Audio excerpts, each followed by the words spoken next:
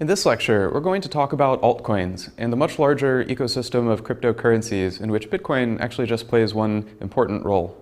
Let me start by giving you a sense of the sheer number and variety of altcoins that have launched since Bitcoin began. Bitcoin was first launched in January 2009, and it wasn't for 2 years, till the middle of 2011, that the first Bitcoin-like derived system, Namecoin, was launched. And in the following months, a handful of other altcoins were launched, and the rate of altcoin launch didn't pick up until year 2013, and at the current time, several altcoins are launched every week. And we're going to focus on only a few of the oldest and most well-established altcoins and talk about them more. Now, there's between, say, 150 and 500 altcoins that have been launched in total. This varies depending on what you consider a launch of an altcoin. Some altcoins are simply launched, announced, and perhaps their code's released, but their genesis block hasn't been created yet. Some altcoins have been launched, but then died very quickly after their launch. And we'll talk a bit more about that in the future. Most altcoins share a lot in common with Bitcoin. They begin with a genesis block and their own alternate view of transaction history from their beginning. Now, to give you some sense of the relative size or impact of Bitcoin in the ecosystem of altcoins, there are a variety of metrics we can use, but I want to show you one, which is market cap. And this refers to the price of an individual unit of coin, measured at perhaps the most popular third-party exchanges, multiplied by the total number of units of currency in an altcoin thought to be in circulation. Now, by this metric, Bitcoin is by far the largest, accounting for perhaps 95% of the overall market cap of all of the cryptocurrencies combined. Now, Bitcoin and Litecoin, the second largest currency by this metric, account for more than 99% of the total market cap of all of Bitcoin and the altcoins. The relative ranking of the other altcoins tend to vary quite a lot and fairly rapidly. This diagram in particular is already a bit dated. It's from January 2014. The significance of this is that when we talk about altcoins, many of them are very small in terms of their user base or their total impact relative to the handful of most popular coins.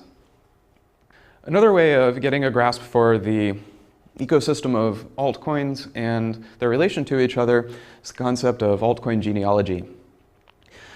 When an altcoin or a Bitcoin-like system is launched, it typically isn't designed and implemented from scratch. Typically, an altcoin is launched by preparing a reference client, so the software for a node that actually connects to the network. And this is prepared by forking from an existing code base of the reference client of a more well-established altcoin or Bitcoin itself. So the top two most popular by market cap currencies, Litecoin and Bitcoin, are also the most widely forked code bases.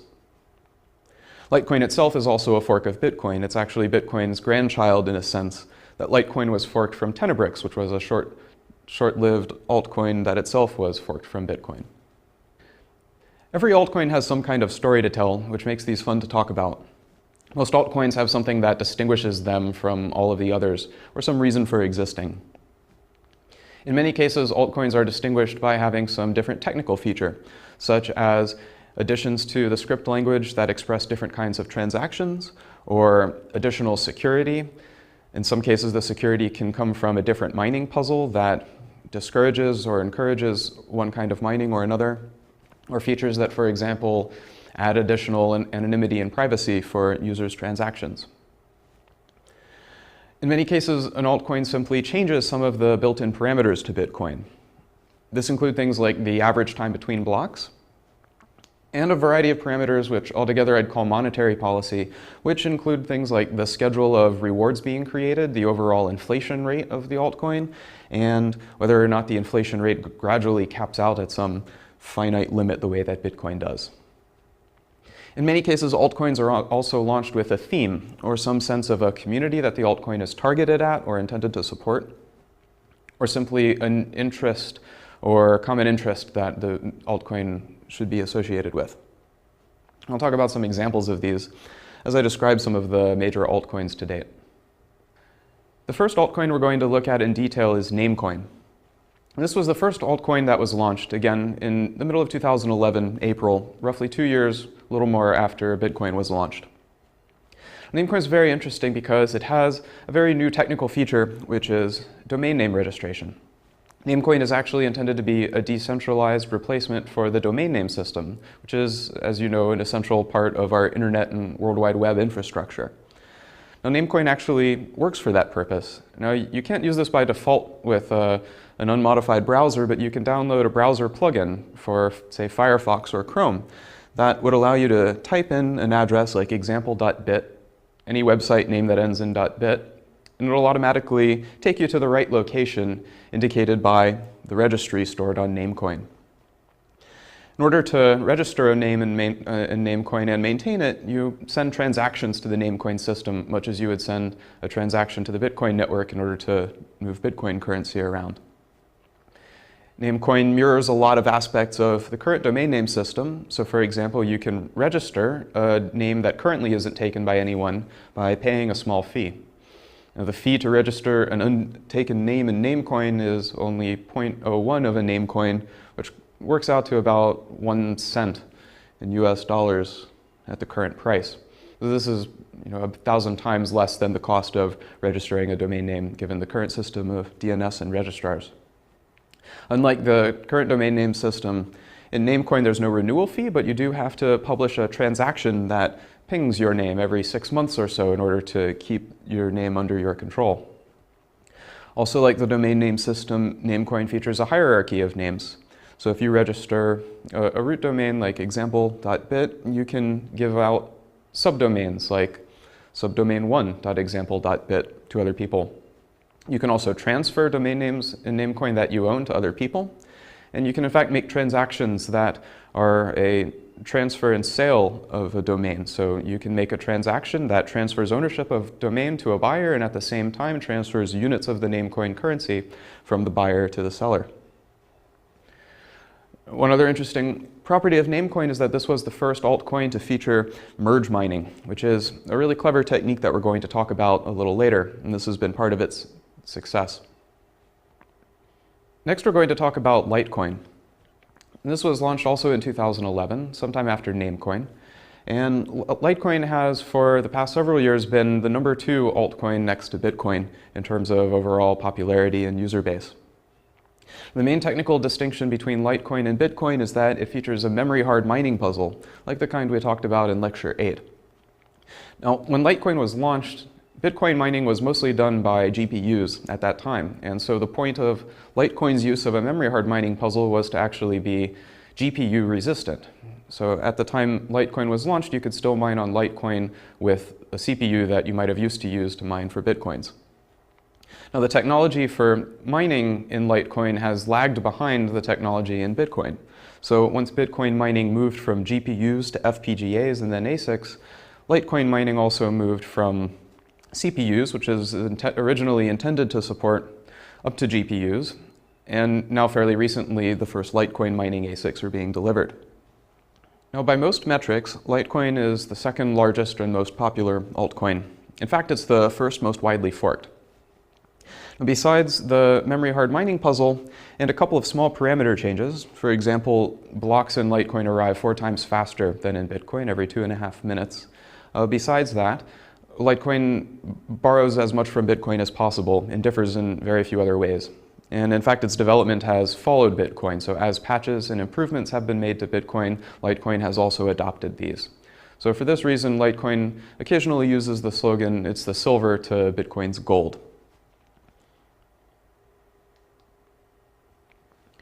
The next interesting altcoin to talk about is called Purecoin, sometimes called PP coin. And this was launched a little bit later, towards the end of 2012. Purecoin is very interesting because it uses a very different mining puzzle. This is the first altcoin that featured a proof of stake, which, if you remember from Lecture 8, is a form of mining that doesn't actually involve any computational work. Instead, it involves mining by making transactions using coins that you're already holding, and the coins accumulate stake over time as long as they aren't being moved. Now, Purecoin actually is a little more complicated than that, and it uses a hybrid mining approach. This means that it is possible to mine Purecoin blocks by using proof of work. You can mine for Purecoins by using a SHA-2 mining rig, the same kind you would use in Bitcoin. However, the catch is that this only works for minting new currency. You can mine one of these blocks and get a Purecoin reward, but the proofs of work in a mining block aren't actually included in the calculation to determine what's the longest or the main pure coin blockchain. This means that proof of work mining is used to distribute coins, but it doesn't have any impact on the security. More proof of work miners that join the pure coin network don't add any security to it. It also means that an attacker who has a lot of SHA-2 mining equipment isn't able to have any advantage in launching an attack on pure coin. There's a third aspect of the hybrid mining strategy, which is somewhat controversial, which is that pure coin administrators have a trusted public key which they use to assign checkpoints of blessed blocks every so often. This is intended to act as a safeguard against attacks, but the controversy is that it leads to a simple argument that this isn't truly decentralized because it has a position of trust in this administrator's public key. Now, this checkpoint system isn't inherent to its design. It could be removed in the future. The downside is that because of this, because it has the safety mechanism in place, we can't necessarily infer empirically that proof of stake has led to a very secure system. We don't know what would happen if this training wheel were removed. Next, we're going to talk about Dogecoin. This is a fun altcoin to talk about because it has a lot of fairly interesting and amusing differences to other altcoins that have come before it. Dogecoin is one of the newest altcoins. It's been launched less than a year ago at the end of 2013. Besides a few technical changes, the main thing Dogecoin has that distinguishes it is the founders of Dogecoin set the tone for a very clear community set of values that include things like tipping and generosity and not taking cryptocurrencies so seriously. So while Bitcoin has an ethos of providing decentralized alternatives to centralized infrastructure to change the world, Dogecoin's culture begins with a notion of a sense of humor and having fun with cryptocurrency. So Dogecoin's had a bunch of interesting and successful marketing campaigns or public relations events. One of them is that they sponsored a NASCAR driver who participated in a race at Talladega. So there's a NASCAR car that's covered in the Dogecoin mascot, which is the internet meme of a Shiba Inu, and has Dogecoin logos over the car. Another interesting thing that the Dogecoin community did is they raised over $30,000 to support the Jamaica national bobsled team so that they could travel and compete in the 2014 Winter Olympics. This is especially funny because it almost exactly mirrors the plot to the 90s movie Cool Runnings. Right? And because of these interesting things, Dogecoin has become very popular throughout its short time since launch. One of the interesting technical differences Dogecoin has, or it had, is a notion of random block rewards. The idea is that rather than having a fixed block reward, or a reward that's predictable and changes over time, each block bonus in Dogecoin should be random. Now, the way that this was implemented has a flaw. The way that it's implemented is that the bonus given to the miner for each block depends on a pseudo-random function of the hash of the previous block. Now, the problem here is that miners of a Dogecoin block, before they're mining or while they're mining on a block, know in advance the reward that they would get if they happen to find a correct puzzle solution. And this means that if you know that the next Dogecoin block is going to have a very low value, you have an incentive to switch to mining on some other altcoin instead, which has a more predictable or ordinary value. Once this problem with the random block reward system was understood, the feature was eventually removed, really only a few months after it was launched. Another technical distinction of Dogecoin is that the rate of average block rewards decreases in half at a much higher rate than that of Bitcoin. So remember that in Bitcoin, the block reward is scheduled to decrease by half periodically over time. Originally, Bitcoin blocks were worth 50 Bitcoins each. Now they're worth 25 coins each. This switched to cut in half at some point a year ago, and the next halving event won't occur for a couple more years still. In Dogecoin, the reward rate is cut in half roughly every 2 months.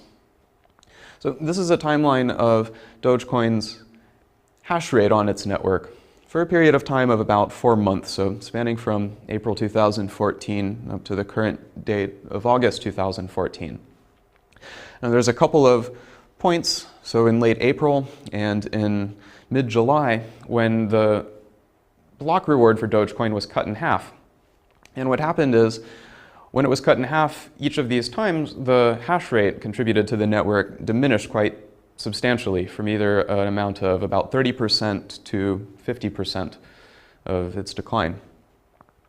Now from this first halving event on this timeline, once the hash rate dropped, it eventually picked up again and reached a peak around where it was previously, and just in time for the next halving event, after which it reduced by half. Now, in comparison, over the same window, the hash rate in Bitcoin has essentially steadily increased at a slow exponential rate, while Dogecoin's hash rate has gone up and down. This indicates that the effect of having a much faster halving time has a significant impact on the contributed hash power of an altcoin. Just to compare, not all altcoins go up and down. Here's a timeline also of an altcoin that was steadily in decline during the same period. This was a smaller altcoin. I'm not going to bother naming it for the sake of not embarrassing them. Well, hash power can be compared directly between two different altcoins that have the same mining puzzle. So for example, the 5 terahashes per second for the altcoin depicted on the bottom is roughly more than 10,000 times less than the 100 petahashes per second of Bitcoin's hash rate. On the other hand, it doesn't make sense to directly compare the hashes per second between two different mining puzzle schemes because it doesn't take the same amount of computational effort to compute the hashes. A customized device for computing SHA-2 mining puzzle solutions isn't usable for computing scrypt puzzle solutions, or if it's usable, it might only be so at a reduced rate of efficiency. Nonetheless, besides comparing hashes per second, in absolute terms, it does make sense to compare the relative change in hash power over time, because this is a reasonable measure of the amount of participation in the network. It's also possible to measure the price of units of currency in an altcoin as they change over time. And in general, this tends to correlate fairly well with the hash rate contributed to the network. So for example, this top graph depicts the hash rate contributed to the Litecoin network over time, which again is steadily increasing at roughly an exponential rate, and Dogecoin's hash rate over time, going up and down several times over the same time period, is shown at the bottom of the top graph. In the bottom graph, you see the relative exchange price at one of the largest third-party cryptocurrency exchanges. What you can tell is that just as the relative hash rate contribution in the Dogecoin network has diminished relative to Litecoins, so has the price of Dogecoin diminished relative to Litecoins. We've mentioned several metrics for comparing altcoins. I'm going to talk about in a little more detail about a few of these and describe their relative disadvantages or weaknesses to each other. The standard one, or perhaps most commonly used one, is market cap, which, to recall, is the price per unit of a currency at some current time, measured typically at a third-party exchange, multiplied by the total number of units of this currency thought to be in circulation. Now, this is almost certainly an overestimate, but it's not clear how much. It's an overestimate for one reason, because the price would change if you tried to sell coins. Suppose you had 1 million Bitcoins, this is around 10% of the current Bitcoin circulation supply. You wouldn't be able to sell all of those coins at the current price. Once you started trying to sell a fairly large amount of them, the price would begin to drop as you introduced more coins to buyers who wanted to buy them. Right? So it's not obvious how to account for the difference in available liquidity. Another thing that market cap's hard to account for is how many coins are actually in circulation as opposed to out of circulation. One way that altcoin currency unit could go out of circulation is if the original holder of that coin loses their private key. They're no longer able to spend the coin, so it's really become unusable. But there isn't any way necessarily for the network to be able to tell whether or not this has happened. So a simple market cap calculation isn't able to account for this. One way of trying to measure the amount of activity on an altcoin is to look at its exchange volume. Now, to do this, you have to look at one of the large third-party currency exchanges, and this introduces some uncertainty. It depends in some way on the nature of which exchange you're looking at. They sometimes have slightly different prices. It's also possible to move the price. It's possible to join a third-party exchange and buy and sell units of the currency to yourself for a fairly low price, but this has the effect of influencing the apparent exchange volume. Right? You could also look at the transactions that are done on the network. But a transaction on Bitcoin or in most altcoins doesn't really mean that any change of value has taken place. It could just mean that users are automatically reshuffling the coins in their wallet, for example. And as we've looked at it, there are ways of comparing the hash power of coins or looking at how the hash power of a network changes over time. This is especially useful for comparing networks with similar mining puzzles, and it's difficult to compare in absolute terms puzzles with networks with different puzzles. Now, another more direct metric that you might want to use is some measure of merchant support or commerce being done.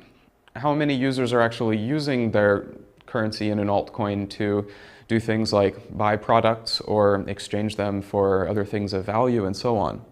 And this is very difficult to measure because it would rely quite heavily on some way of aggregating all of this information from merchants. You would perhaps need the support from some of the large merchant tools or payment processors that handle both altcoins and bitcoins. And in general, large exchanges and payment processors are hesitant to accept new altcoins into their system, and they only do so once an altcoin has already reached some level of status and it's perceived as being taken seriously. So far we've talked about just a small handful of altcoins. There are many more we could talk about and tell their stories as well. But we're going to move on for now, and we'll talk about a couple more altcoins as they come up.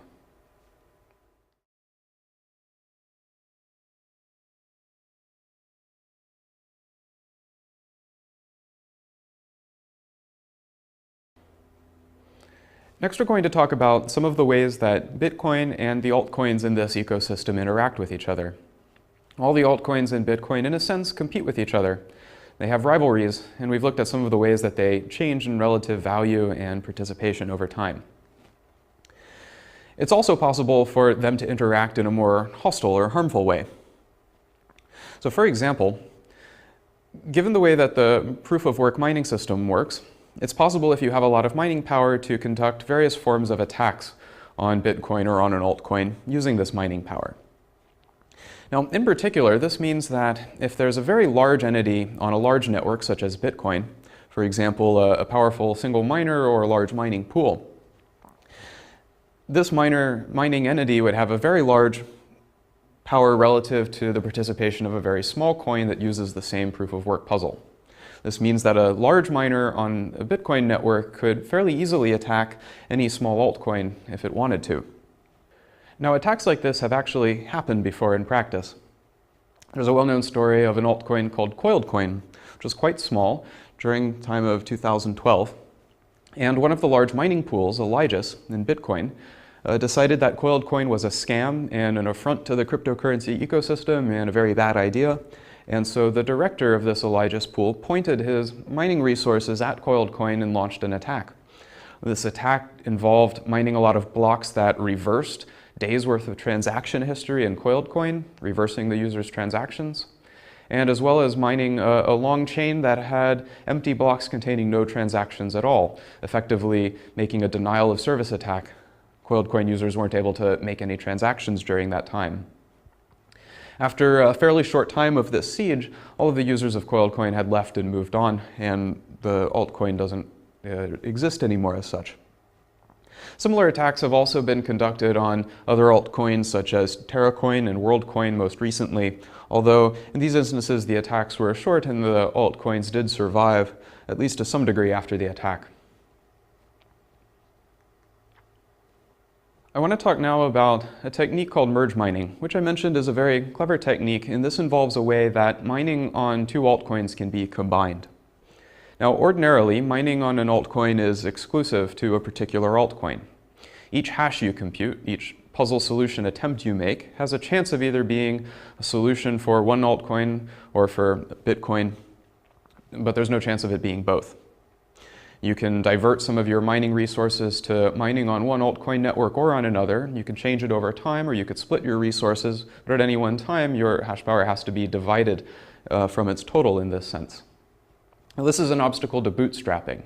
If you wanted to launch an altcoin and convince Bitcoin miners to participate in your network, the Bitcoin miners would have to stop mining Bitcoin while they switch to your altcoin. So what if it were possible to mine both blocks on an altcoin and blocks on Bitcoin at the same time without having to sacrifice either? Now, just to illustrate this, the reason why each puzzle solution attempt has a chance of being either a Bitcoin block or an altcoin block is because each hash you compute is over a string, and the string contains, in the case of Bitcoin, the hash of a previous block, the Merkle root of a tree containing a bunch of valid Bitcoin transactions, and you have to compare it to Bitcoin's target difficulty in order to see if it wins. Now, for a basic altcoin, that would be just a fork of Bitcoin's code with a different genesis block but no other changes, so the same mining puzzle. Each puzzle attempt for this altcoin would include it would be a hash over a string including the hash of a previous altcoin block, a Merkle root of altcoin transactions, which would be different than Bitcoin transactions, and you'd compare it to the altcoin's difficulty target, which would be different than Bitcoin's as well. Each hash you compute either has the string of the top type or the string of the bottom type, and there's no way for a single hash to give you information about both. So merge mining is a way of designing the mining puzzle for an altcoin, such that every puzzle attempt in the altcoin is also a valid puzzle attempt in Bitcoin. Now, the secret to this is that there are places where a miner can put data in a Bitcoin block that they're mining on. They can put arbitrary data that isn't validated by the Bitcoin network, and it's up to them. So the approach will be to make the important data like transactions and previous block hash for the altcoin embedded in the Bitcoin block in this location. More specifically, one of the places in Bitcoin where you can place arbitrary data is in the script sig of the first transaction in the block, the Coinbase transaction. Right? The script sig field isn't checked at all by Bitcoin, so it can be arbitrary data and it would still be a valid Bitcoin block. So the approach for merge mining is to put all of the data that you need for your altcoin encoded in this script sig. This includes the previous block hash for your altcoin and the Merkle root of some transactions relative to your altcoin. Now then, the merge mining puzzle is to compute the hash over the string including an entirely valid set of Bitcoin block data and just happens to contain the altcoin data. And once you compute this one hash, you can compare it even to a different difficulty target for the altcoin that's typically less than the difficulty in Bitcoin. Now, notice that you can only compute one hash, and yet it still has a chance of being either an altcoin solution or a Bitcoin solution, or even both. Now, what we've just illustrated is a way of merge mining an altcoin onto Bitcoin, but it's possible to generalize this so that you can merge mine any number of altcoins at the same time as well. Now, merge mining is a mixed blessing. It makes it a lot easier to recruit mining participants, especially from a much larger existing network like Bitcoin, because mining participants in Bitcoin don't have to stop mining Bitcoin in order to also merge mine on an altcoin. On the other hand, it also makes this cheaper for attackers. So for example, the coiled coin attack that I mentioned, coiled coin was a merge mined altcoin. This meant that for a Bitcoin mining pool to attack coiled coin, it doesn't even have to take the opportunity cost of stopping mining Bitcoin while it launches this attack. Another problem is that miners don't have an incentive directly to validate transactions thoroughly if they believe that the chance of there being an invalid transaction published is fairly low, or if they delegate validating transactions to someone else, such as the leader of a mining pool. So while it might not be too expensive to fully validate transactions for a single network, if you wanted to merge mine on a very large number of different altcoins, it would be expensive to thoroughly validate transactions on all of them. Therefore, merge mining makes it more likely that only a smaller number of miners would actually perform transaction validation. Many large mining pools in Bitcoin actually provide the service of helping you merge mine many compatible coins at once. So for example, the largest Bitcoin mining pool, ghash.io or gigahash.io, allows you to simultaneously mine on Bitcoin, Namecoin, IXCoin, and DevCoin. So these become the most popular Bitcoin-compatible merge-mined altcoins. Next, we're going to talk about a way that transactions in two unrelated altcoin blockchains can actually be related and interdependent to each other. In general, a transaction on one altcoin is entirely independent of and has no way of referring to a transaction that happens on some other altcoin's transaction history. However, there is a way to do something to this effect using a technique that we've discussed previously. Now, the motivation here is suppose that Alice has one Bitcoin and Bob has one Litecoin, and they would like to trade with each other. This means that Alice could make a transaction on the Bitcoin network that transfers her Bitcoin to Bob. Bob can make a transaction on the Litecoin network that transfers his Litecoin to Alice. But they have a problem if they don't trust each other. Which one of them is going to go first? If Alice sends her Bitcoin to Bob, Bob might not make a Litecoin transaction and Alice would never get the Litecoin. Bob would end up with both of them. What you would like is for an atomic transaction property, where either both transactions, the Litecoin transaction and the Bitcoin transaction, both complete, or neither of them do. Now, the way that this technique is going to work, it's going to involve a couple of different steps. In the first step, Alice is going to generate a secret key, X. She's also going to compute the hash of X, and we'll call that hash value H. Alice is going to start by creating a pair of transactions. The first one is a deposit. It's a Bitcoin transaction that deposits her Bitcoin such that the Bitcoin can be spent in one of two ways. One of the ways is for Bob to take it. This way is colored in green on this slide. It only requires Bob's signature, but it also has to involve publishing the secret value X such that the transaction can check that indeed the hash of X is actually H. All right, this is the way of claiming the Bitcoin that'll happen if the protocol completes. Now, the other way of claiming Alice's Bitcoin requires a signature from both Alice and Bob. Now, Alice generates this deposit transaction, but she doesn't publish it yet. First, she generates another transaction, refund, which refers to deposit, and it contains both Alice and Bob's signature, and it is time-locked to a time in the future, which we'll call t+2. Now, once she gets Bob's signature on this refund transaction, she can publish the deposit transaction. Now, the important conditions here are that if Bob is able to learn the secret value X before time t+2, then he's able to take Alice's Bitcoin. This is what happens when the protocol completes normally. On the other hand, if Alice never reveals her secret X, then she knows that she will be able to reclaim her refund at time t+2. Now, the second step involves Bob also creating a similar pair of transactions. Bob's going to create a deposit B transaction, which contains his Litecoin, and his Litecoin can be spent in one of two ways. Again, one way is in the ordinary course of the protocol, requires only Alice's signature, so it will transfer the coin to Alice, but it requires Alice to publish and reveal her secret string X, which again is checked to the hash value H. Now, Bob creates the deposit transaction but doesn't publish it immediately. First, he creates his refund transaction. He has to collect Bob's, his own signature, and Alice's signature as well. And this transaction is time-locked to a time t+1. And this means that this transaction is signed by Alice, but it isn't valid until sometime after t+1. Once Bob has Alice's signature on this time-locked transaction, he's free to publish the deposit B transaction. Now, the important qualities here are that if Bob is able to learn the secret value X, because Alice reveals it, before time t+1, then Alice is going to be able to take the Litecoin from this transaction. This is how the protocol completes normally. On the other hand, if Alice never revealed X, then Bob can claim his refund at time t+1. So putting this together, after all of the deposit transactions are published, Alice reveals X, and she creates a transaction that takes the Litecoin from Bob, but to do so she has to reveal X. So when Bob learns X, he can create the transaction that takes Alice's Bitcoin. Now the transaction's completed.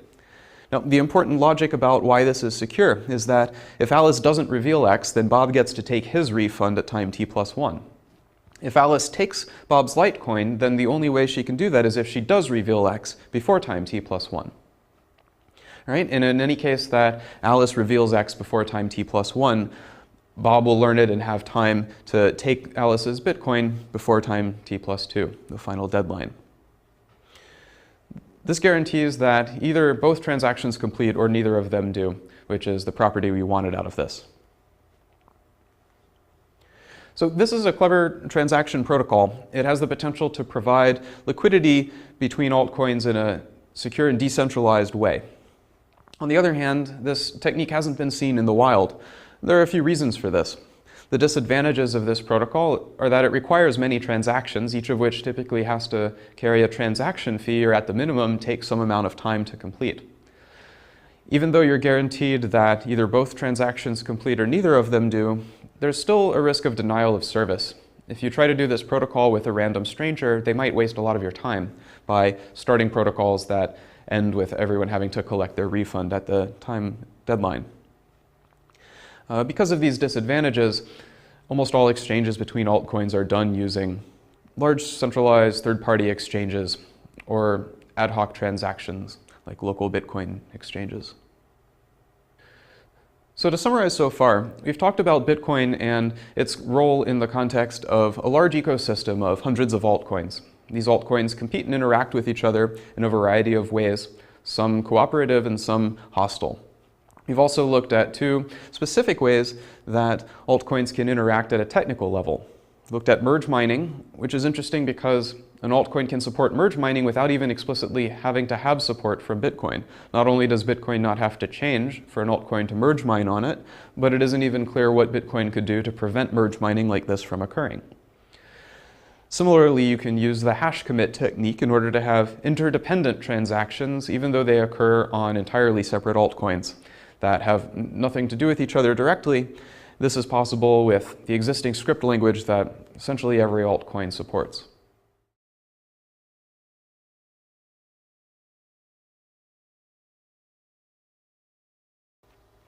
Now we're going to talk about how to launch an altcoin and what happens to altcoins after their launch, what's involved with this process. Now, as we mentioned, an altcoin generally involves creating a new reference client, typically by forking the existing code base of some existing, more well-established altcoin or Bitcoin itself.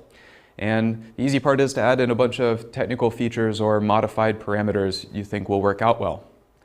To get people to join your network, you need to make this reference client available to them so they can download it. Typically, this involves announcing the source code to your reference client on the popular Bitcoin Talk forum. And that's the easy part. The hard part is actually bootstrapping your altcoin. The security and the value of an altcoin comes from this bootstrapping process of people who find it valuable. In order to get your altcoin bootstrapped, you need to find people who will be miners. Miners are needed to join the network in order to make it resilient to attacks from other altcoins. For your altcoin to have any value, there have to be people who are stakeholders who own units of the currency and consider them valuable or useful to them. An altcoin needs a development community because altcoins typically need to be modified to update, to respond to bug fixes, and to add new features, and to increase the scalability and efficiency as your altcoin becomes popular and more transaction volume occurs on the altcoin network. It's also important for people to buy and sell altcoins to provide a liquid market so that people who want altcoins or want to sell them can find a place to buy them from. Just to illustrate the point about the reference client being the easy part, I want to highlight a site that doesn't exist at the moment. It was only up for a short while and it might come back. And it's called the CoinGen Beta, and it's an automated service that generates a modified altcoin for you as a service. It's a website where you can enter in a name of an altcoin that you'd like. You can make up a 3-letter currency code abbreviation. You can upload an icon for whatever mascot or logo you want for your coin. There are checkboxes so you can set a variety of different standard parameters. You can adjust some numeric parameters. After you've picked all of these settings, you actually just click Create My Coin, and you can download this modified fork of Bitcoin and immediately release it and start running it. Typically, you have to pay some fee to this service, like 0.05 Bitcoins for this. You can do this to very easily create any sort of altcoin, so there's really no challenge in just creating a reference client, so that clearly doesn't make the difference in whether an altcoin will be successful or not. Besides a reference client, there's a lot of technical infrastructure that most altcoins have, and altcoins seem to need in order to be successful. It's important to have some way of initially getting users to have coins. Some of the infrastructure that supports this in Bitcoin and in many altcoins are things like tip bots or faucets. Tip bots allow you to give units of your altcoin to users who aren't already users of your network. You can deposit some of your altcoin in a tip bot and it will send this person a message telling them how many altcoins they have available and how to download the reference client and claim it. This is a way of introducing new users to the system. Another thing is a faucet, like the Bitcoin faucet, that will give out small amounts of your altcoin units to anyone who shows up at a website, maybe enters an email address. Almost all altcoins have some kind of distinctive marketing or branding that makes them memorable and easy to recognize. This includes logos or a more comprehensive theme. Other infrastructure that's needed are exchanges or automated ways of exchanging Bitcoins or altcoins for other kinds of currency or altcoins, or exchanging altcoins for products or services from merchants. Now, there are a lot of existing exchanges and payment processors that already support many altcoins, so this is often a matter of just convincing them to include your new altcoin in their list of supported cryptocurrencies. Besides the reference client, there are a lot of developer and diagnostic tools, such as testing suites or an entire testing network version of your altcoin that people can experiment with, and things like a block explorer that allow people to look at the transactions and the blocks as they arrive. Most altcoins now have some kind of steering foundation, usually by the organizers or launchers of the altcoin in the first place. Now, Bitcoin's founder, the pseudonymous Satoshi Nakamoto, just released the source code for the reference client and basically disappeared after that. There's now a Bitcoin Foundation that does provide some of the function of encouraging development and lobbying, but it's in no way an official organization. Many altcoins, it's actually the founders of the altcoin and the people who launch it who continue to maintain the altcoin after its launch and form some kind of organization to do that. Now, a very important thing for an altcoin in a way of getting stakeholders initially is to provide some way of initially allocating units of the currency to individuals besides just the mining process. So in every mining-based coin, some new coins are created and handed out to miners who solve proof of work puzzles and earn mining rewards. But there are other ways of allocating coins as well. One is called a pre-mine, which is where the founders of the currency reserve some portion of the money supply for themselves. They get a stash of the units of their own altcoin. Sometimes they say that these pre-mine amount is intended to be used for further development of the currency, or to pay developers, for example. Another way of allocating units of an altcoin initially is through a pre-sale. This is where the founders, instead of taking these units of currency for themselves, they sell them to individuals for some other currency like Bitcoin or dollars or any other. Now, the people who buy those currencies are the initial holders of them. On the other hand, the founders get this revenue of ordinary money or Bitcoins, which they can also use to, for example, pay developers to build the currency. Another interesting way of getting an initial set of stakeholders in your altcoin is called proof of burn. Otherwise, this is called unilateral pegging. The way that this works is that a user who destroys 1 unit of Bitcoin that they own earns 1 unit of the currency in your altcoin. Now, this is intended to have the effect that whoever ends up holding an altcoin believes that it's at least worth as much as the value of the Bitcoin that they destroyed in order to get it. On the other hand, there's no way to recover the Bitcoin in this case. It's actually destroyed. An alternative is to have Bitcoin ownership grandfathered in. In other words, if you at, say, a current date, taken like a snapshot, if at a current date you own 1 unit of Bitcoin, then at the time of this altcoin launch, you also own 1 unit of the altcoin. All right, in this case, the original Bitcoin doesn't have to be destroyed. Right, and the final mechanism is called an airdrop, which is if the altcoin is targeted at some kind of community or group, then an initial allocation of coins is simply distributed to members of this group. Now I want to tell the story of an altcoin called Aurora Coin, which is fairly controversial. It's been widely considered either the most successful scam or one of the least successful altcoin launches. Now, the theme of Aurora Coin is that it's intended to be an altcoin that supports citizens of the country of Iceland. The idea is to distribute units of Aurora Coin to Iceland citizens who would be able to claim some fixed amount of Aurora Coins at some point. Now, in total, Aurora Coin has a total supply of eventually 21 million coins, half of which are given out to miners gradually, and the other half of which, 10.5 million, are set aside and dedicated to be available for Iceland citizens to claim their fixed portion. Now, Iceland has only about 330,000 people, and at the time that the airdrop began, the coins were not available for Iceland citizens to claim until several months after the coin was initially launched.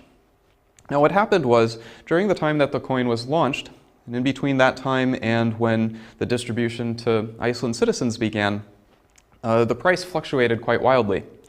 It reached a fairly high peak, but by the time the airdrop occurred, the price had diminished quite a lot.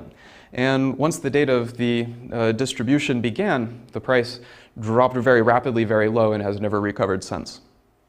Now, what went into this? One explanation is that there's a very high uncertainty about the monetary supply.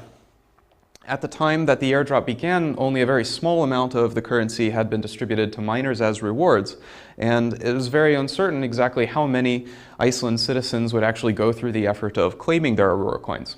This meant that the relative portion of the monetary supply that any miner would hold would either completely change or not change at all, depending on how many citizens actually claimed the coin. Another reason for this uncertainty is that the process of distributing portions of coins fairly to individual citizens is a very difficult process. Presumably this could be done by checking something like their national identity cards, but that would be a very difficult process even for someone who had planned it very well. The way that this was implemented was simply by the founder of the coin signing over units of the currency by making signed transactions with his public key. There's very little accountability or transparency into this, which led to a fairly large suspicion that he was either being inundated with fraudulent requests of attackers trying to claim more than their fair share of Aurora coins, or that the founder himself ran away and simply made transactions that gave himself a large amount of the Aurora coins, and then he could sell them off at an exchange. There's no clear way to know whether this is what happened or not, but the fact of this large amount of suspicion, I think, had a lot to do with the fact that the price very rapidly declined.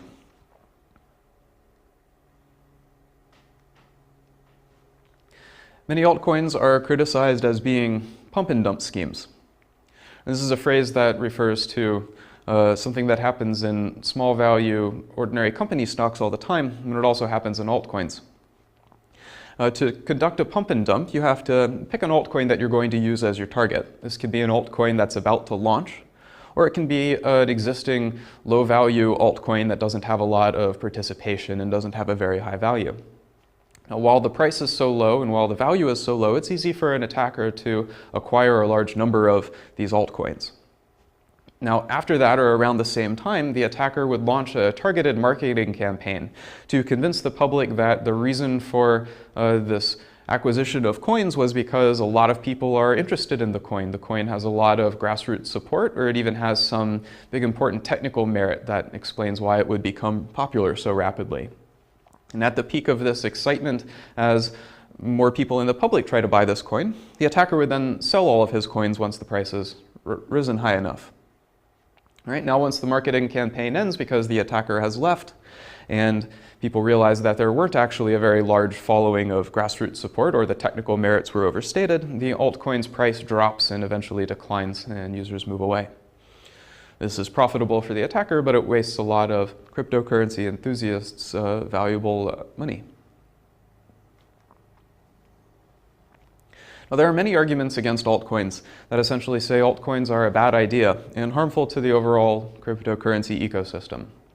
One of these arguments is that since altcoins rely on mining power for their security, having a large number of competing altcoins with total mining power divided among them means that any one of those altcoins is relatively weaker against attacks than they would be if, for example, they were all consolidated.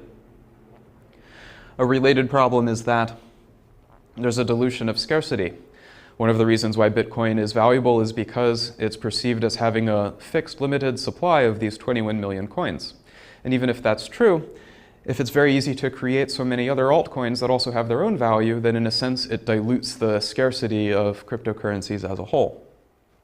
Right? And another argument is that altcoins are very easy targets for these pump and dump schemes, and potentially of all the hundreds of altcoins, most of them can only be used as pump and dump schemes or only attract that kind of participation. On the other hand, there are a lot of compelling arguments for altcoins as well that basically say that altcoins are an essential part of the cryptocurrency ecosystem. For example, you could say that competition between altcoins leads to better systems overall. The best altcoin that has the most technical quality and the best features will eventually be the one that's most successful and has the most value. A reason to use an altcoin rather than simply trying to build new features into Bitcoin or build up Bitcoin are that the Bitcoin community is somewhat risk averse to adopting new features. If you have a new feature you want to try out, it's a lot easier to simply implement it in an altcoin and see how it fares than to try to convince the Bitcoin community to accept this as a change before it's been tested. In this sense, altcoins are like a research and development testbed for potentially new Bitcoin features. Another good thing about having a diverse variety of different altcoins with different technical composition is that if there's some uncertain event, like a catastrophic failure of one altcoin, it might not affect all of the other altcoins that have different makeup. This means that if one altcoin is taken out, the world of cryptocurrencies can still continue. Another interesting point is that having multiple altcoins has the potential to be a safeguard against the concentration of wealth occurring in any one particular place. The ability to launch new altcoins creates the option of something like a jubilee, which is a biblical kind of event where establishment of wealth is reset and debts are canceled or something like that. The ability to launch a new altcoin has the ability to start over again and measure wealth in a new way based on currencies of a new altcoin. This could happen, for example, if it was decided that someone unscrupulous eventually accumulated all of the bitcoins or too many of the bitcoins. It's always possible to simply create a new altcoin and start over again from scratch.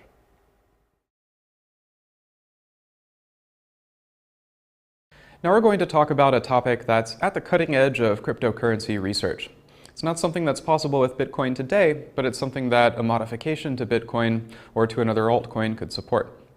We've talked about several ways that a new altcoin could convince stakeholders of Bitcoin or another altcoin to become stakeholders of this new altcoin. Now, two of the options that we've discussed are sort of two extreme sides of the same concept. In the grandfathering approach, anyone who's a Bitcoin holder can become a holder of some units of this altcoin. On the other hand, this doesn't involve any risk to the Bitcoin holder at all. If the altcoin crashes, the Bitcoin holder is no worse off than he was before. He still has all of his Bitcoins. On the other hand, the unilateral exchange plan involves burning Bitcoins in order to get units of the altcoin. This involves a lot of risk taken by the Bitcoin holder.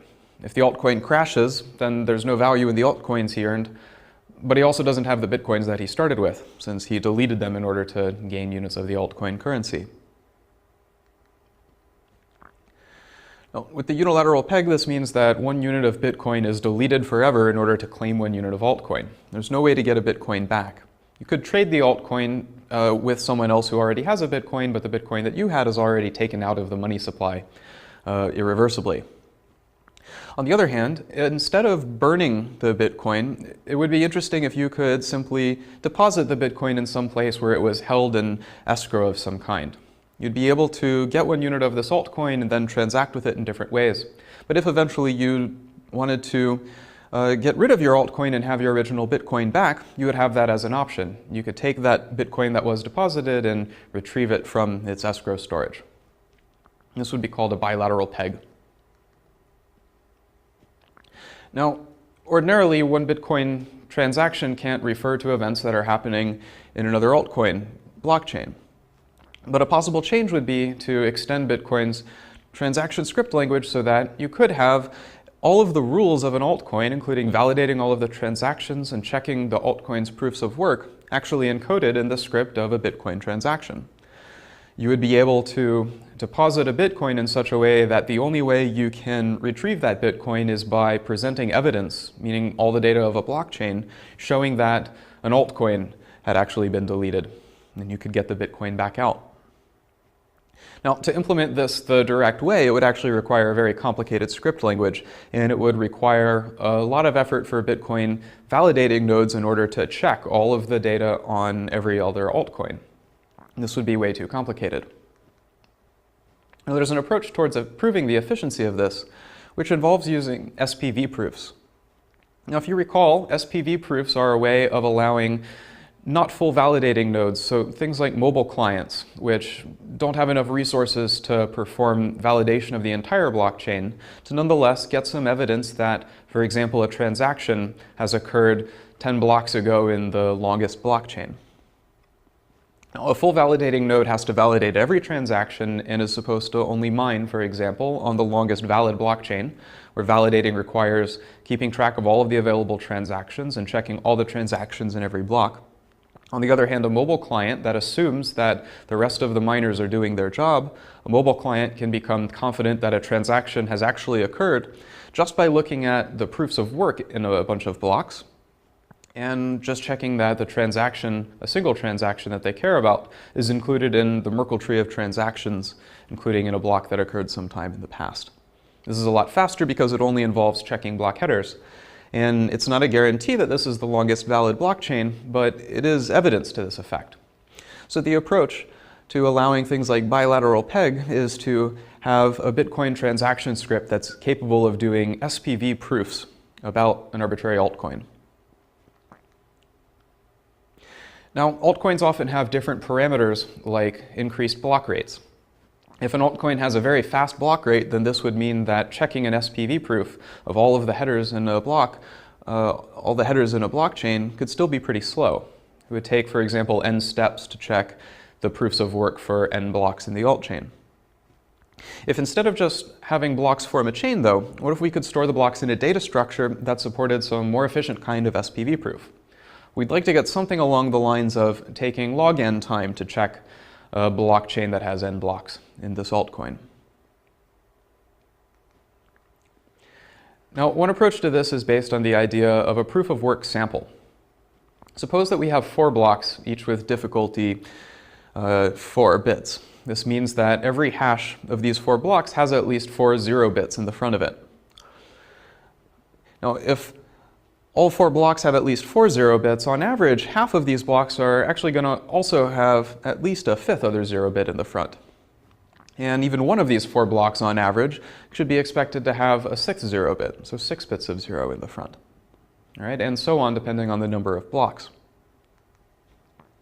Now, the average number of hashes that are needed to find 4 blocks with 4 bits of 0 in them is 4 times 2 to the 4. It would take, on average, 64 hashes to find these 4 blocks. This is exactly the same as the average number of hashes you'd need to compute to find just a single block that has 6 bits of 0 in the front. So an idea is, why not just check a single block, the one that has the most bits, and use that for your proof of work? Well, even though the average number of hashes needed to compute these blocks is the same, the precision of this estimate is different. Suppose an attacker computes only 32 hashes. This is half the expected number of hashes needed to find 4 blocks. The probability of finding these 4 blocks with 4 bits of 0 each is actually only 14%. You have a 14% chance of successfully finding 4 blocks in half the average amount of time it would take you to find those 4 blocks. On the other hand, the probability of finding just a single block with 6 bits, using only half the expected number of hashes it would take, is much higher. It's actually 40%. You can do these calculations using standard probability techniques. The number of blocks you find at a given difficulty level, given a fixed number of attempts, like 32 hashes, comes from the binomial distribution. All right? The upshot of this is that the more samples of proof of work you check, the more precise your estimate is, the closer to the average number of steps you can guarantee that it takes. This means that checking just a single proof of work might not be a good idea, but it is plausible that you could check a much smaller number of blocks than the whole blockchain and still get a confident estimate about the proof of work in the total blockchain. Now, to have a data structure that supports SPV proofs of this kind, we can build something like a skip list. Suppose that our goal is to support compressed proofs of work that involve checking only a quarter of the blocks on average in a large blockchain of proofs of work. The way to do this is to have every block contain not just a pointer to the previous block, all of which contain at least 4 bits of 0, but also the hash of the block in the past that's most recent that has 6 or more bits of 0 in the front. This would only incur an insignificant amount of cost to full nodes who are still going to validate every proof of work in every block. But in order to check a compressed SPV proof, it's only necessary to check the hashes that point backwards to the high-value lucky blocks.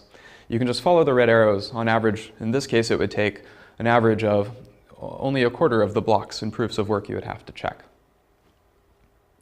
Now, this basic approach can be generalized to an ordinary skip list, where you could choose after the fact what kind of sample you would want to take, and you could skip as far back as quickly as you like, or get a more dense sample in order to have a more precise estimate.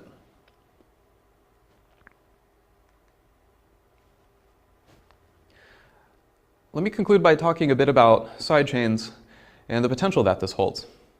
With a suitable modification to Bitcoin or an altcoin, you would have the potential to have other altcoins that hold units of other altcoins in reserve. Right? This could be used to smoothen out the risk of launching a new altcoin.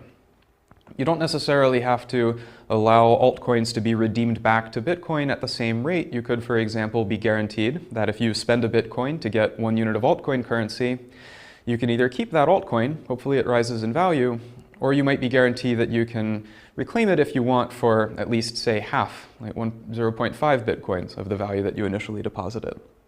This could be a way of having a safeguard against losing all the value in an altcoin if the altcoin crashes shortly after its launch. All right, now this isn't possible today, and it would require some changes to Bitcoin in order to support this. For an altcoin to support this doesn't preclude any of the other options that we've talked about as well.